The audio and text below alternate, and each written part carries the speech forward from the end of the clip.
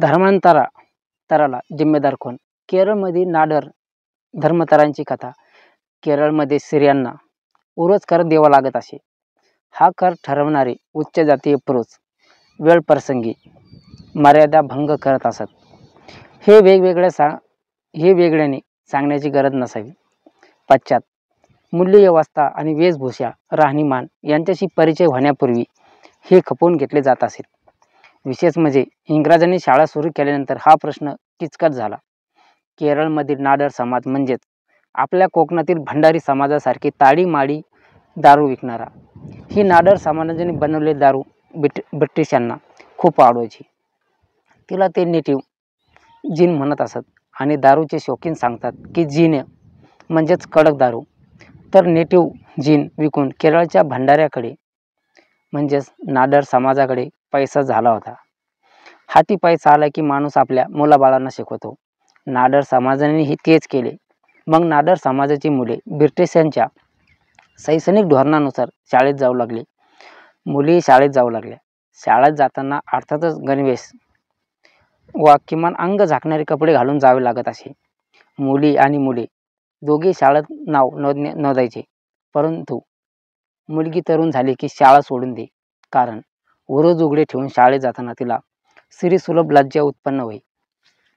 सबब आणि नाडर समाजाच्या जात पंचायतीमध्ये नबुद्री ब्राह्मणांना विनंती केली की कृपया आमच्या शाळेत जाणाऱ्या मुलींना उरोज झाकणारे कपडे झाकण्याची परवानगी द्या. नाडर समाज स्वखर्चाने आपल्या मुलींना कपडे घेणार होता. त्यांनी नाबुद्री ब्राह्मणाकडे कपड्यांचा खर्च मागितला नव्हता. परंतु शूद्र आणि नाडर समाजाकडे नेटिव्ह जीन विकून पैसा आला होता. हे मनस्फूर्तीचे विरोधी कृत्य होते. त्यामुळे काही सनातन आणि नबुद्री ब्राह्मणांना नाडर समाजाबद्दल म्हणजेच आपल्या कोकणातील भंडार सदृश्य समाजाबद्दल खूप राग वाटत होता.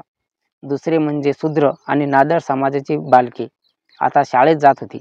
शाळेत जाणे हे शूद्र नाडरचे काम नव्हते. त्यामुळे या रागात भर पडली आणि अशातच नाडर आता आपल्या मुलींना कपडे घालून शाळेत पाठवणार म्हणतात आणि झाले. सनातनी नबुद्री ब्राह्मणाच्या संतापाचा तिळपापड झाला. म्हणून धार्मिक आणि कारणास्तव आणि नबुद्री ब्राह्मणांनी नाडर जात पंचायती शाळकरी मुलींना कपडे घालून देण्याची विनंती अमान्य केली. त्यामुळे देशद्रोह होईल म्हणे आणि सनातनचा धर्मद्रोह असाच असतो. परंतु काही नाडर हाताला पेटले. त्यांनी कपडे घालून मुलींना शाळेत पाठवले. काही सनातन्यांनी हा धर्मद्रोह अजिबात आवडला नाही. हा धर्मद्रोह टाळण्यासाठी त्यांनी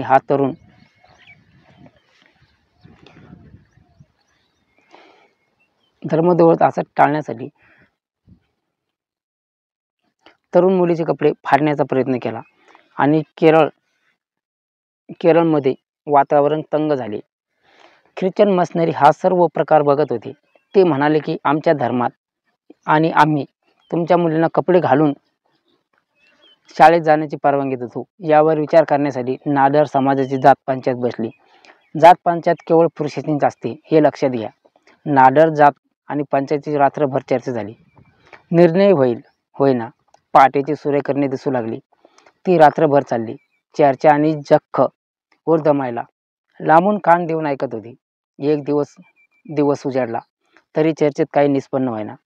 म्हणून ती काठीच्या आधाराने लटपटत उभी राहिली आणि म्हणाली, तुमच्या चर्चा संपण्याची तेव्हा संपू दे. मी माझ्या उघड्या बोडक्या देहाने आयुष्य काढले, परंतु माझ्या नातीचे आयुष्य काढू नये असे मला वाटते. म्हणून मी ख्रिश्चन धर्मात जाऊन धर्मांतर करीत आहे. या वृद्ध महिलेच्या निर्णायक पवित्र्याने वातावरण झाले. पुढे आलेले ख्रिश्चन धर्मांतरांच्या लाटेला हा आरंभबिंदू होता.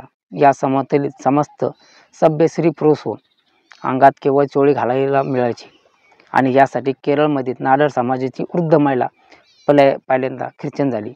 नंतर नाडर समाजासह अनेक मागास जातीचे तिने अनुसरण केले. आता मला सांगा, नाडर समाजात धर्मांतर कोण? आणि ज्या धर्मगुरूंना आपल्या धर्माच्या महिलांना चोळी देखील घालू दिली नाही. असे वाटत होते की धर्म आणि धर्मगुरू कोणत्या संस्कृतीच्या गप्पा मारित आहेत.